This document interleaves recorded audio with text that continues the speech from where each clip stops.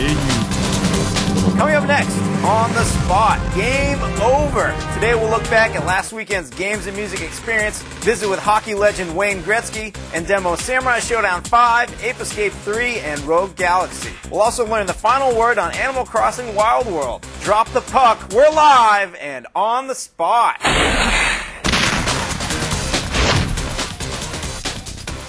Hello, everyone, and welcome to On the Spot. I'm your host, Rich Gallup. Man, Ryan Davis, welcome back to the comfy confines of our studio. It's so nice to be back here in the GameSpot studio. Things were so crazy at Game last weekend. Do your dance before before getting into anything further, today's episode of On the Spot brought to you by Wendy's. Yes. Isn't that nice? All right, but joining us right now, also we have Ryan McDowell and Bethany Massimillo. Hi, what's going on, everyone? Hey, what's up, man? Did you guys have a fun time this weekend? Yeah. What went on this weekend for people who don't know? It was the Games and Music Experience, and Which stands for Game? Yes, sir. How cool is that? They had lots of cool bands like Hieroglyphics. I don't know, what was your favorite part? Actually, I met kind of a lot of people that read the site and browse forums and stuff like that, so that was really great. Kind of getting to meet people. I got to meet all kinds of people, and they were pretty cool. Contact with the users. That's great. And that part was cool. We also had a lot of great demos on the site. Ryan, you got to see Black played right in front of you. That was awesome. That was good. That looked amazing. They had Black playing on this huge, 1,000-foot screen in this private theater. It was just... They really got the sound of that game across and just the intensity of it. It was very cool. I got to meet Mark Echo. He brought Getting Up By. Got him to say wheat pasting. Did he really talk about wheat pasting? That's fantastic. Wheat pasting. What else? We had a million Nintendo demos, including Legend of Zelda Twilight Princess. We had Dead or Alive 4. Dead or Alive 4. Dead or Alive 4 tournaments. That was also one of my favorite parts, was all the stuff was Nintendo, Sony Online Entertainment, a bunch of companies gave us a bunch of games to give away. I mean, a bunch of games. It's funny you say that, Ryan, because actually Nintendo gave us more games to give away. We'll be giving away 10 copies of Animal Crossing Wild World later on today. That's awesome. Can I have one of those? Yeah, here you go. Psych! Oh, dis. That is uncool. Sorry, we'll give away those at the end of the show. Alex is going to come by and play Animal Crossing. And we have a whole bunch of great games. But let's dwell for one more moment on the Games and Music experience. There were a lot of sights and sounds there. It went on for all 3 days. And there was a really nice highlights video that Tyler put together that was on the site, I believe, on Monday and Tuesday. It is now since evaporated, I think. But we're going to show it to you here. Is that cool? Let's watch it. Sure. Let's check it out right now.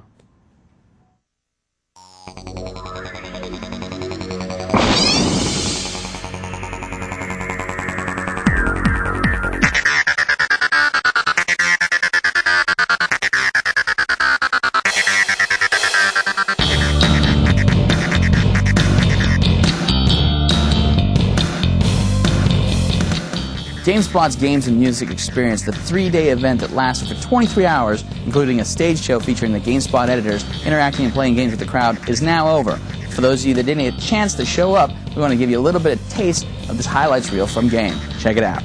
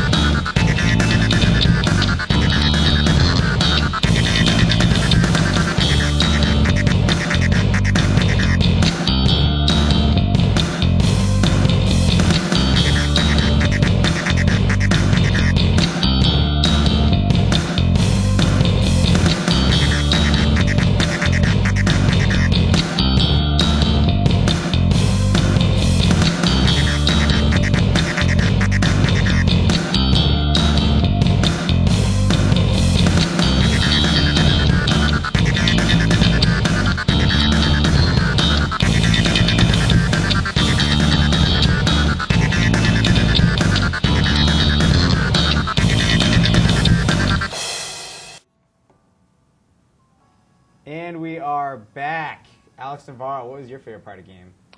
Apart from the Black demo, which I think was everybody's favorite part of the game, I was way into watching Hieroglyphics and Meat Beat Manifesto and those groups. Those were all really good sets. It was the Games and Music experience. And yes. You can't have you can't complete the acronym without the music. You actually cut the video right before my favorite part, which is really? when Ryan Davis was in the car and he was hopping. Actually, I think that was that was part in of the video. Oh, I gotcha. They came back to us a little early. I gotcha. Yeah, Ryan Davis definitely got up on the hydraulics in the car. He broke his head. It was yeah. Yeah, I remember that. I remember his spine being rather broken by the end of the whole thing. So That's that was pretty cool. We'll have to ask him about it. Maybe we'll get to see it a little later on. We'll get them to cue that up for us. But Cool. right now, Alex Navarro, you recently reviewed a great game for the Nintendo DS. I did. And that game is what?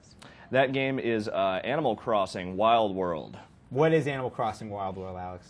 Okay, you remember Animal Crossing for the GameCube? I do. It was pretty wild. Yeah, it's that. Okay. It's Animal Crossing. I mean, it really is the same game. It's Right. totally Animal Crossing. You still are this cute little human guy who you move to a town full of inherently precious animals, and the local real estate impresario, Tom Nook, loans you a house. You got to pay him back. The Hustler. The Hustler, Yes. Tom Nook, the most villainous man of 2005. So yeah, basically, it's Animal Crossing, but it's got touchscreen controls that are, they are what they are, and it's got online play. Cool. Why So- don't you run around? We're not going to be doing the online play today, but No, we're not. But you I'll- have, I believe, Mr. James Yu's game fired up. Yeah, here. I'd have brought in my own, but my girlfriend basically just gaffled my DS. Really? Yeah, and she's playing this probably right now instead of actually doing anything at work. Now, So- now, GameSpot Complete members. By the way, James, you asked that you not run over any of the saplings that he has planted. Okay. So keep those alive if you could. I'm Weeds, just you can take I'm out. That's picking fine. up weeds for him. I'm doing him a favor, but I am going to read his mail. You can do that. GameSpot Complete members, as always, we want to hear from you using the form you find on the bottom of the page. Send us your questions to hear them right here on the show. Ryan McDonald, you have our first question, don't you? Yes, I do, sir. Hit us. Colby from Santa Monica, California wants to know, is Animal Crossing as insanely addictive as the GameCube version? Oh, hell yes. And specifically for the reason that it is now a game you can just kind of take with you wherever you go. So it's not just like, you got to find time to sit down and play your GameCube and, pick some weeds and dig up some fossils and whatever. I mean, you sitting on a bus somewhere, you're at work, you don't want to actually be working. I don't know, maybe I shouldn't be suggesting that necessarily, but oh, there's cherries everywhere. I'm just going to pick up one of these cherries. You should. And then, so I mean, yeah, it is definitely as addictive, if not slightly more, because of the just rampant accessibility of it all. Now, we had Ricardo Torres on last week while we were trying to actually build the set around us at the Moscone Center. He showed us the game a little bit. Mr. David Young of Nintendo also demoed the game. We have you on here to give us the final word on Animal Crossing. You just reviewed it. Yes. What are your favorite parts? What are your least favorite parts, etc.? I mean, my favorite part about Wild World is the fact that it is totally Animal Crossing. I mean, it's like they really didn't make any major sacrifices to the formula here. It's like the only collection type they cut out was like the NES games, so you can't collect any of the NES games or anything, which is a little disappointing. But everything else is in there. There's actually more of every type of item. More fish, more bugs, more fossils, more furniture types, all that kind of stuff. So, and again, you can take it wherever you want. I mean, my least favorite thing probably is just, the whole touchscreen thing really isn't as fleshed out as it could be. You can use the stylus here. I'll demonstrate. You can use the stylus to kind of guide your guy around, and you can make him perform actions depending on what item he's got. Like I can make him dig a hole here, and with the touchscreen, that's great. But I mean, there's not really much accuracy to it all, so you can't the fishing is not more accurate when you're using the touchscreen or anything like that. The question I had: Can you handwrite notes now? Yes. You can. Yeah. So using the stylus, you can straight up do a scribble and send that off to someone, or? Well, let's see here, because I know for a fact, I mean, you can use the keyboard, just yeah, I touch knew it. there was a keyboard. I don't know if you can actually just straight up write letters. I don't remember. I don't think you can. I didn't think you could. I mean, you can draw your own designs though. So for patterns and stuff, when Right. you're making clothes and whatnot, you can totally use that stuff for that. You could hide a message in there, Yeah. if you wanted to. Or not hide a message in there and just make it real obvious. Yeah, you can totally do that. Here, I'm gonna talk to Blathers here real quick. Do it, Ryan McDonald. Do you have more questions? I got a ton of questions. Hit Cool. John Latore in New York wants to know, does the online play bring anything new that wouldn't be found in the single-player game? I mean, just the fact that it's the same kind of multiplayer that, was sort of in Animal Crossing, except that, multiple people can be in town interacting with one another at once, which is pretty cool. You couldn't do that in the original. It was just, one person at a time in a town, and that's that. But, it's basically, it's just, you can kind of run around, drop items from one another, play around in the town and stuff. I mean, there's nothing really mind-boggling here, but, whatever. Does it bother you that there's nothing on the top screen when you go inside? Not really. No? No, I don't know. I mean, I'm most times when you're outside, it's like, you know, occasionally you see a present attached to a balloon floating around or something in the sky, or the constellations and whatnot. That's about it. Cool. Ryan McDonald, could I have one more question, please? Yeah, sure. Yuri Tuna out of Brazil wants to know, is Wild World enough reason to buy a DS? I'm a huge fan of the original GameCube title, and I just want to hear it from you guys. And also, is Wild World's replay value just as big as the GameCube title? To the second question, yes, absolutely. It's, you know, I mean, it hits kind of the same wall the GameCube game did after a while, where it's like, you know, you've paid off all your house upgrades and everything and whatnot. But yeah, the replay value is totally exactly the same. And as far as, you know, as a system seller, sure. I mean, yeah, if you love the original Animal Crossing, there's really not any reason why, you know, you shouldn't pick up a DS to play this game, though there are certainly other DS games you should pick up right along with it. Like so, Mario Kart. Like Mario Kart, Advance Wars, Nintendogs, whatever, yeah.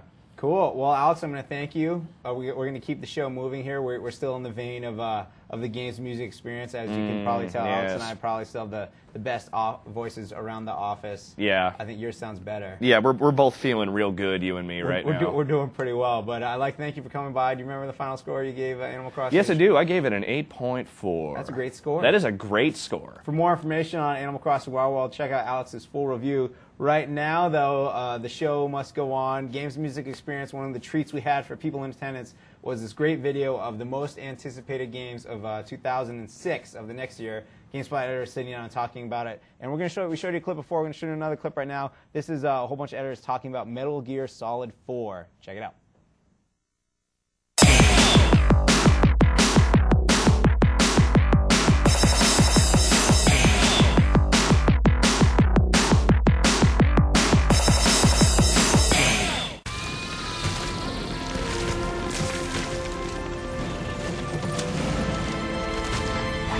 Metal Gear Solid 4, when we were at the Tokyo Game Show, that was the Tokyo Game Show.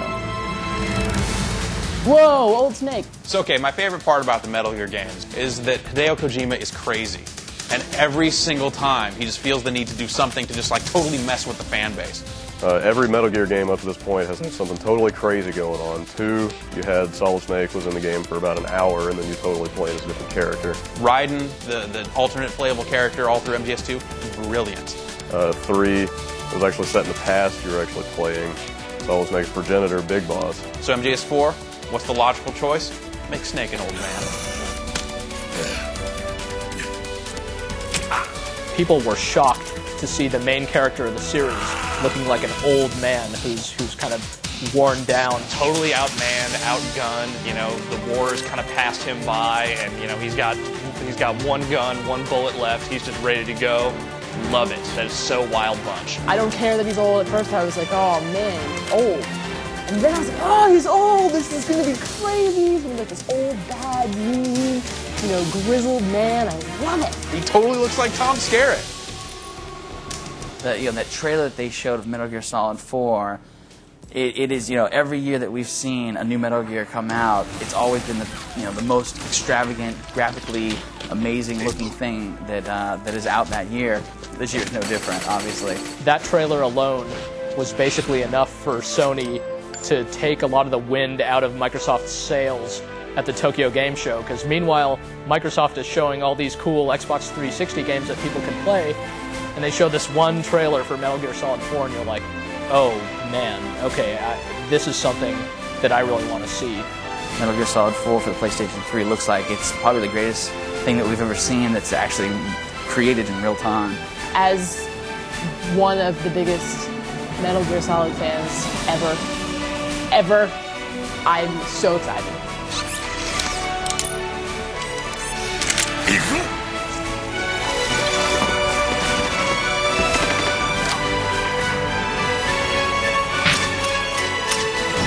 Metal Gear Solid 4, Guns of the Patriot. And there was a look and a brief clip from our most anticipated games of 2006 video feature, and we're going to actually probably post that whole thing at some point here in the near future, so stay tuned for more. It's actually a really cool cut. But right now, I'm joined by Bethany. Hey, Bethany, how you doing? How you doing? Good. I'm doing good. Now, you brought over a really cool game called Rogue Galaxy. Is that correct? Yes, I have. Now, this comes from the folks at Level 5, the folks that did Dark Cloud, one of the cool action RPGs for the PS2, correct? Right, yes. Now, this, I see a lot of Japanese text on the screen. Is this the Japanese version? Which one was this we're looking at? Yeah, this is the final Japanese version. We actually imported this earlier today, so we've been playing it since we got it in. It's pretty cool. Now, the visual style is along the lines of what we've seen before from those guys, which is like cel-shaded, but it looks like they've actually refined it a little bit, correct? Yeah, they've really done a lot of work kind of improving this style, and it just kind of keeps looking better and more detailed. They did Dark Cloud 2, and they also did some work on Dragon Quest VIII, so it's that same kind of style, but it's looking even better now. So the game looks pretty cool. So what's the story of Rogue Galaxy? Can you give me a little of the back end and like tell me what's going on? Well, basically, it's about this fellow here named Jester Rogue who joins a group of airship space pirates, and they go around and have their own pirate adventures. I'm not too far into the story yet, and this guy is about to own me. But yeah, the ship is kind of awesome. The crew is kind of interesting. Like, the first kind of scene you get is you run into a traditional pirate, and then you get this lecture from a small white cat who proceeds to give you orders, which is kind of weird and bizarre. There are lots of kind of interesting characters in this game. Right on. Now, the one thing that's kind of interesting is, if you couldn't tell by watching it, it's all the action's in real time, correct? Right. So Yes. you're actually moving around, you're swinging your sword, you're getting those guys. A lot of the stuff that came from the Dark Cloud series came over into this game, correct? Yeah, there's lots of kind of aspects of those games that have made it in here. It's the same kind of combat system. You have melee attacks and range attacks, some special abilities. In this game, you can have party members that fight along with you, so they have their own AI that tells them what to do. In this particular case, it apparently told them to die, since they're not with me right now. But yeah, it's same basic kind of thing, but these guys are going to kill me. And so as you run along, as you're going through your adventuring RPG style portion of the game, enemies just kind of show up right there in front of you, right? Yep, they show up in the environment as you move. There's no like crazy loading or anything. There's no swirly screen. There's no shattering into a regular battlefield. It's all kind of right there in the environment. So there's no kind of weird loading. It's all in real time. Right on. Now, since we have you right here, I'm going to put you on the spot and ask you, what do you think? I know that just came in like today, but so far of what you played. It's pretty cool. I definitely like the Dark Cloud 2 vibe I'm getting from it, because that game was one of my favorite games when it came out. I spent a lot of time on that game. So there seems to be a lot kind of to the battle system. Like with the melee and the ranged, you have special abilities. You can kind of guard and dodge and jump and move all around. There's also an invention system in the game, which doesn't appear to be just like Dark Cloud 2's, but it looks like it could be interesting. You find items and you use them. Yeah, I died. And you can use them to either create additional attacks or items for you to kind of play around with. And I know that in Dark Cloud 2, one of the big aspects of that game was its whole invention system and making items. So it'll be interesting to see how much of that carries over into this game and how deep and involved that gets. Speaking of which, I know it's right here at the beginning. Is there anything else you can show us? I know it had that beautiful intro. Sure. I don't know if it's just going to autoplay or not. I don't know if the intro is just going to. I think it looks like it's going to. Well, that's going. I do have a few questions. You got any questions for us over there? Nope. No questions. Oh no! Fantastic. Hold on, I got something here. Okay, well you picked that up. Rogue Galaxy. Do you know? Are they having plans to bring it over in the U.S. just yet? They do not currently, but I wouldn't be surprised if it came over. I mean, it has great production values and all the earmarks of the game. To pitch in they on would come this. over. They'll be making announcements on that stuff very short. Well, not super shortly, but you'll know by early next year what the deal is with it. But it's not going to be bad news.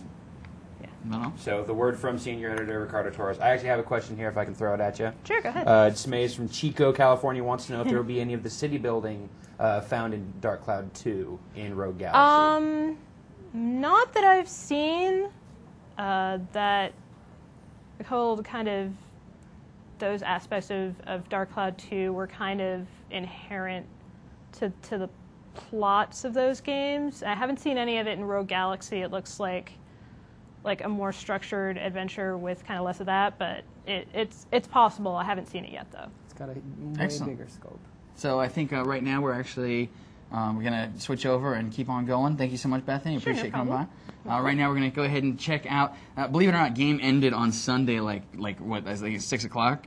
And so what happened, our man Rich Gallup had to go home as tired as he was, jump on a plane like at 3:30 in the morning so he could go and fly and talk to the great one. For those of you that don't know, that's the Wayne Gretzky, the hockey man, the Wayne Gretzky, the myth, the legend. But enough about that. We're going to have an interview that we're going to show a clip of right now.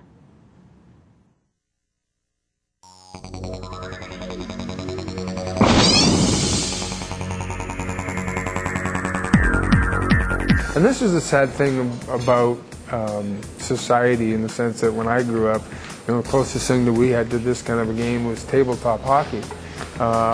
He says the old Genesis game that was around, and we've progressed to actually having a game that's similar or close to that of the National Hockey League, close as it can be without actually physically playing.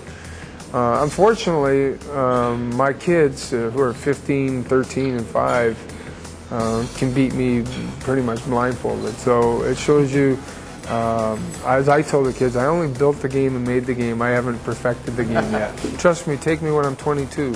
I was way better. I was smarter at 42, but I was better at 22. Yeah, it's that's what's unique about it. And time capsule. Like we always wonder in sports if you had the 55 Yankees, if they could have beat the 95 Yankees, or can the 87 Oilers beat the 96 New York Ranger champions, or whatever. So we're always trying to compare the element of time, and so maybe in some small way this is a way to show it. What's wonderful now is that you can pick the teams you want, you can pick your favorite players, you can pick countries. The arenas that you decide to play in look like those arenas in those cities. Coaches on the bench. I mean, actually I can make the video now being a coach. So the reality of it is absolutely over the top. And we've progressed so much in every field, and even cartoons, now you look at cartoons, they look so realistic. I mean, one day you're going to be playing these video games and you're actually going to look like the person. You're going to think it's more of a film or video of the game than actually a game. And that's just a taste of what the Gretz has to say. You'll catch the full interview tomorrow. But right now, I've got senior editor Ricardo Torres with me here. How's it going, Ricardo? It's going good. Excellent. Now, we were going to show Ape Escape 3, but we've decided against that. Yes. Instead, we're going to show off, we've had this game on before, Rub Rabbits. Yes.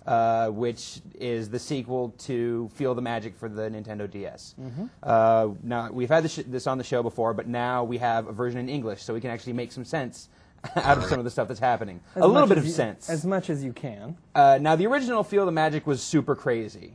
This seems like it takes it to an even crazier heights. I mean, they're a lot more comfortable with the DS, and they got a lot of feedback from the first one, obviously. Right. People had very strong feelings for it one way or another. And they've gone ahead and they've dealt with a lot of the feedback stuff that they've gotten. And they've done even more weird things that probably nobody would have thought about except them. Now, you and I here, we're going to do something very special with this DS today. Yes. We're going to make a baby. We are. Here on the spot, first for the show.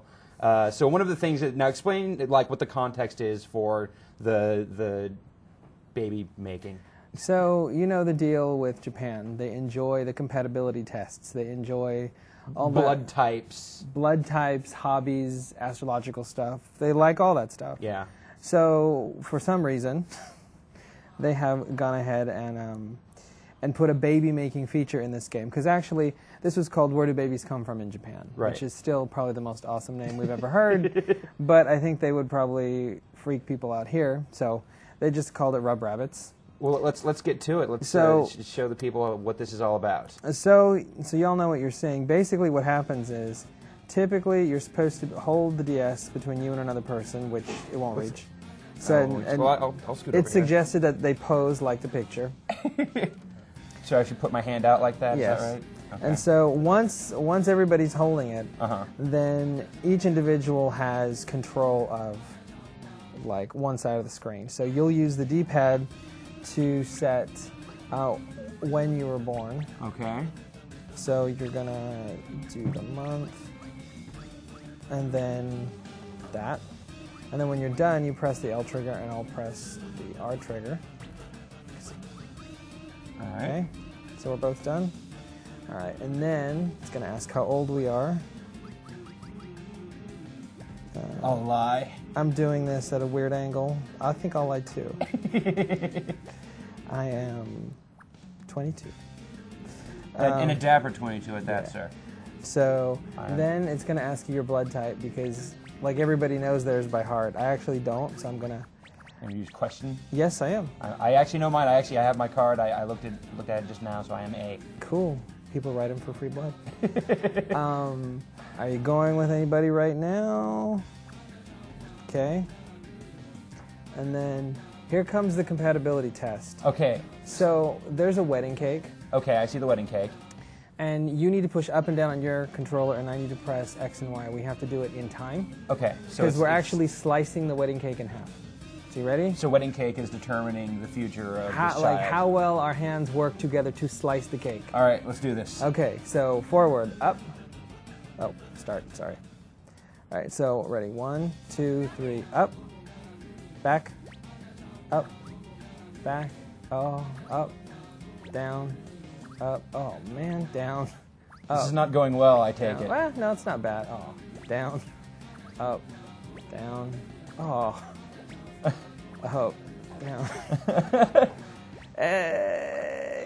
Yeah. Oh, okay, and then, oh my goodness gracious. And inside that cake is the baby. There's a baby inside that cake. That has been, oh my God. That is terrifying. We have 1% compatibility. And it's a loner baby. It's a loner baby. And it's a male. So you hit enter, and then you can, oh God. You can name your scary child. Wow, yeah, that's really bizarre, Ricardo. I don't really know what to make of that, but thank you for coming by and showing that to us. You're welcome, and it gives you a little saying for your baby. It says, the parents are too distant and they will liberate your soul. That also makes no sense whatsoever. Fantastic stuff. It's pretty awesome. Now, up next, we've got another little games and music experience highlight reel that, yeah, we're going to show you. Check it out.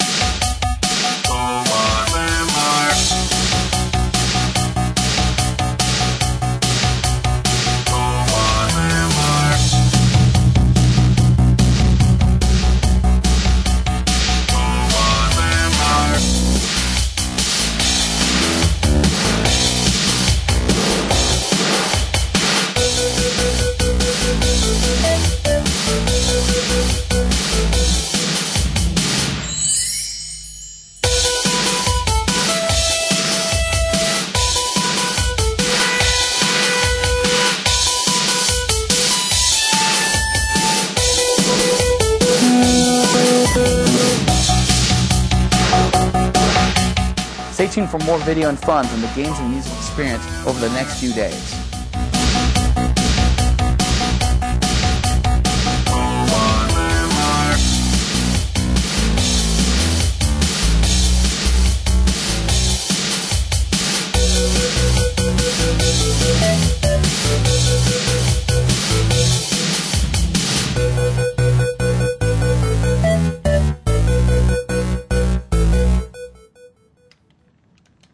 And we're back, and we're already in. Yes. Greg already. You weren't even going to say anything. You were just going to sit there and play Samurai Showdown 5. If you guys could just keep it down. We're kind of busy over here. That'd be great. But yeah, we're taking a look at Samurai Showdown 5, and for the Xbox, yeah, and it's playing thankfully a whole lot better than how it was playing just a little while ago. That is, back at E3 when we saw a version of this game in progress, it was like slowing down an awful lot. So it's really come a long way. It's actually playing like more like this game is supposed to. This version still isn't quite done, but it's Xbox Live enabled and everything. And Ryan just cut me up real bad, but yeah, it's coming together, and it is apparently going to come out before the year is out. So one more nice arcade fighting game to tide over Xbox owners. Well, I want to see you guys throw down. Ryan Davis and I will actually provide commentary for you guys. Sweet. All right then. You want to be focused. Yeah, focused. Greg, by the way, very nice T-shirt you have on. Yes. Where did you get that excellent piece of fashion? Right. Why I got it at Game. You mean the game and music experience? Indeed. Yes. We produced this and another fine T-shirt specifically for the event. All right, here's the fight. Who's who? Who are we looking at? I'm Hamaru. And I'm Genjiro, so this is the classic Samurai Showdown 2 matchup here.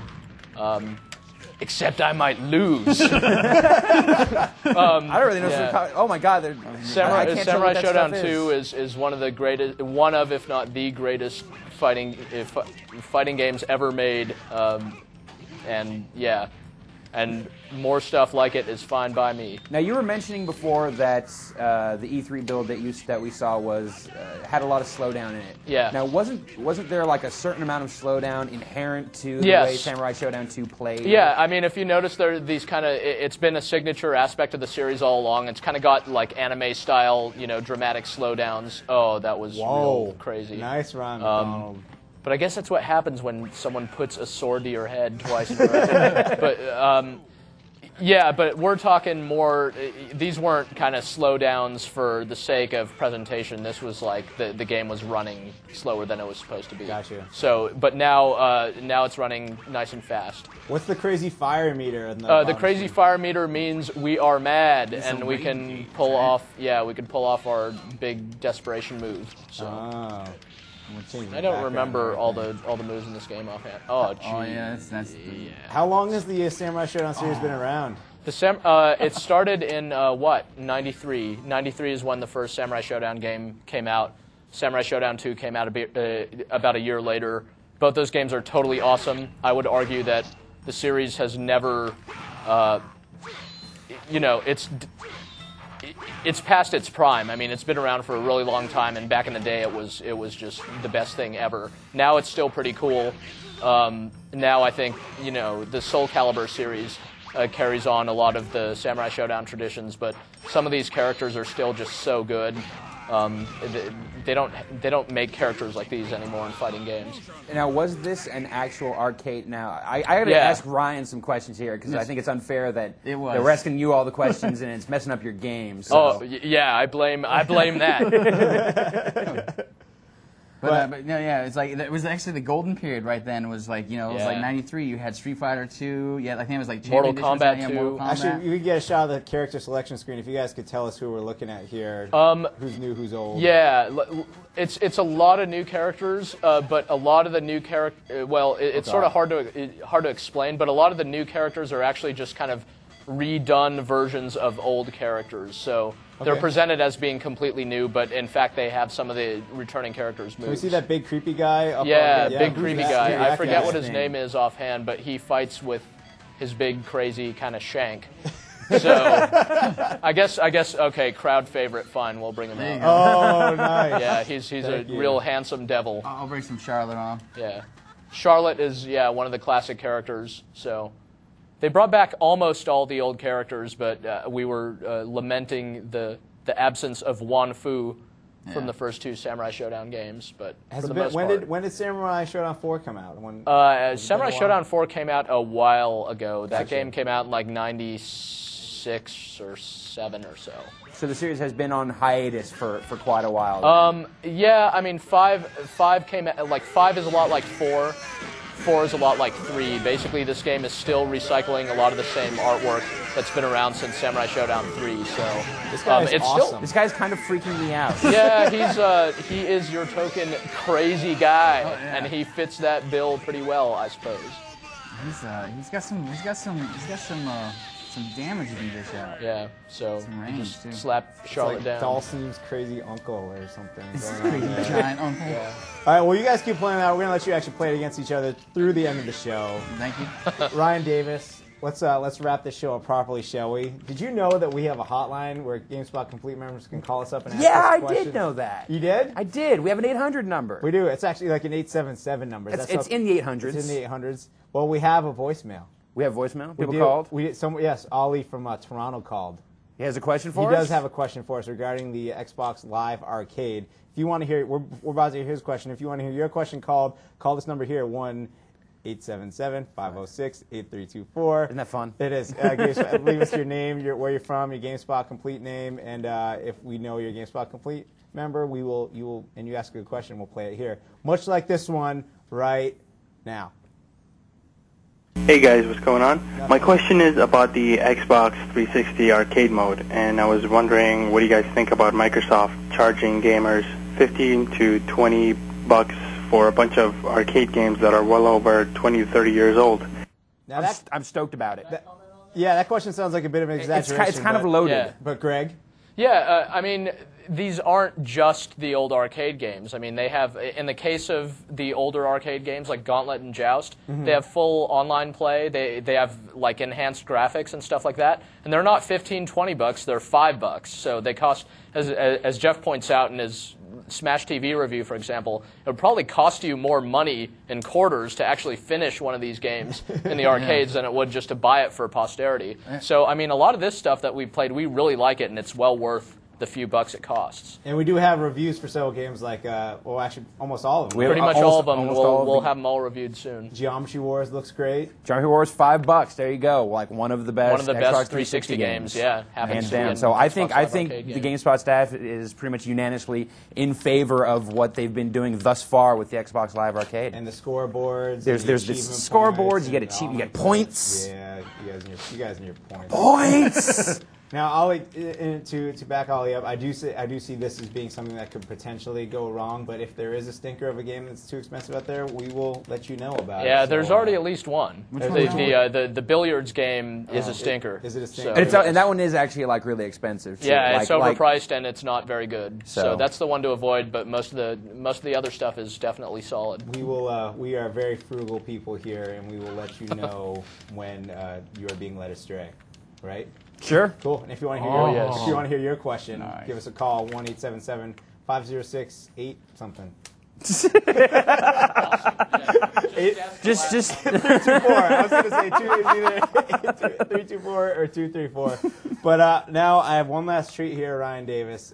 We actually we missed it earlier, but I asked him to play it again. There's one highlight for all of us. There are two highlights for all of us at Games and Music Experience. One is Jeff breaking the guitar in Guitar Hero, and the second one is right here. If you guys could roll that for us real quickly.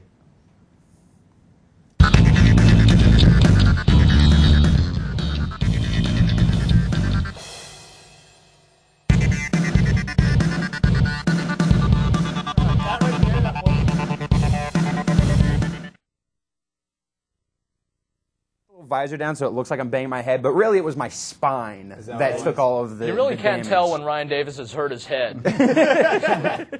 Yeah, no, that was a blast. We had a bunch of lowrider cars there, some really tricked out stuff, and they let me get into their crazy mini truck with just huge hydraulics on it, and bounce around in it and compress my spine. So that was a lot of fun. No, I thought it was odd because they did have about 4 cars there, and I'm not hip to the lowrider scene, but I can tell when something has a lot of chrome and paintwork on it, and one is just a pickup truck. Yeah, that truck was janky. Like the front bumper was kind of. You could tell that they were using that for hopping because that is hard on the body. Because that car, so that's what that car had going for is the fact it could jump higher than all the other ones. It could jump way higher than the other ones. Like the other ones looked like they were so nice. Like I wouldn't have felt safe like taking it out of the driveway. No, the other cars that they had there, they were all about just like 3-wheel motion and yeah, just kind of about being like show cars. In a Dr. Dre video. Exactly. Cool. How are your fights going on over there, guys?